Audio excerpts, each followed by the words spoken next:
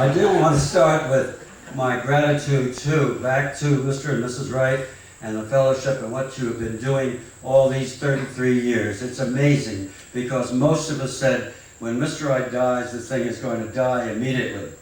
And also, we also thought, those of us that got out into the outer world, that academia, Harvard, Yale, Columbia, Princeton, I'm accustomed to saying it fast, but I do it all the time, they considered themselves the great enemies of Frank Lloyd Wright to this day. He never progressed beyond 1910.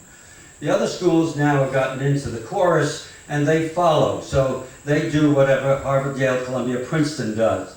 And when they write books, they think of who's going to review it, who are the architectural critics who are going to tell us what it's all about, etc., etc. So we stand, and I know it better than anybody else. I went back to practice in New York City, where they hated Mr. Wright with a passion. It's quite unbelievable. Even more than Chicago. I remember when I worked in Chicago at Grand Management Probst and White, they referred to him as Frank Lloyd Wrong. So, I want to go back and also be grateful to Mr. Wright for putting me onto certain kinds of jobs. They just happened to be the Willie House, Falling Water, Johnson House, Building in the House, Schwartz House, Lloyd Lewis, and the Rabune House, all of which brought me a job of my own, which I brought into the fellowship, as most of you know, except when I told this story a year ago, Wes said, Edgar, I never know why you left Taliesin. Well, I brought in a job that was a $20,000 house. We got a $2,000 fee. I split that with the fellowship, and everything went well. With the $1,000, I was able to upgrade my automobile, get my teeth fixed, buy some clothes, and romance a girl from the university, and get married, and all that sort of thing.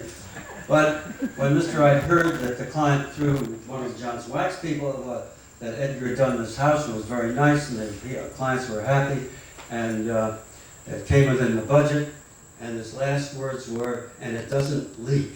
Mr. Wright made a beeline back and called us all into the big room, and we sat there and we listened to him say, there will be one prima donna at Taliesin, and that's me, Frank Lloyd Wright. Now you can bring in work, you get 1/3 of the fee, and you will just work on the job. You'll be the head chief worker, not the one of record. I brought in a job that didn't work, and one night a batch of us were talking about it over some beer, and the next morning I went in and I resigned.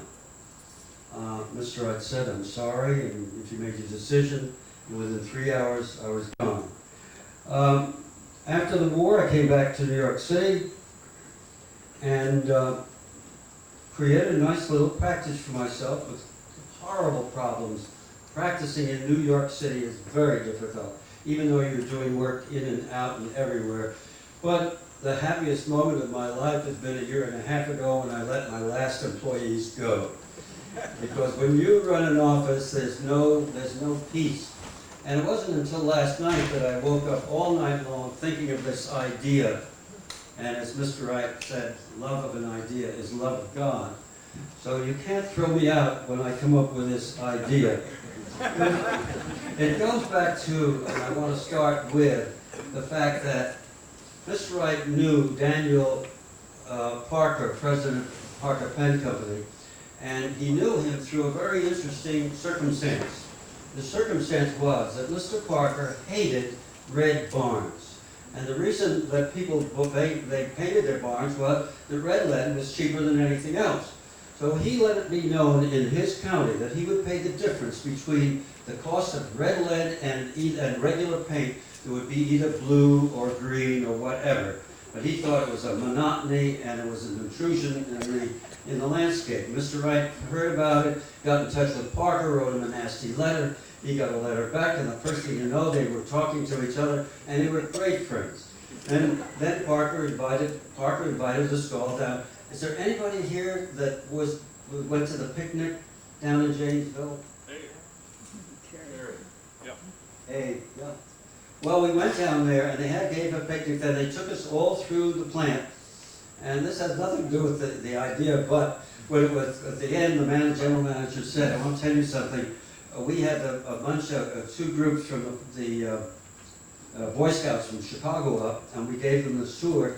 And we found out at the end of the tour, after the tour, a couple days later, in taking inventory, we had lost 11 pens.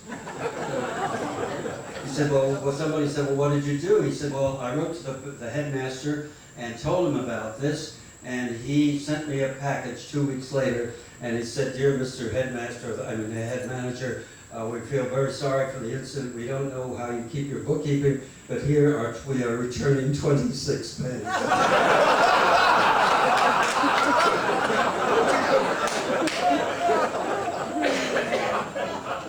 How often I drove Mr. Wright around.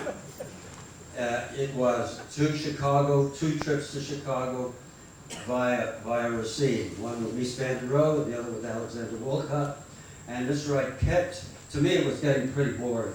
He had a pattern. Do you see that red barn over there? We're going to come up to another one. And he would talk about the red barns.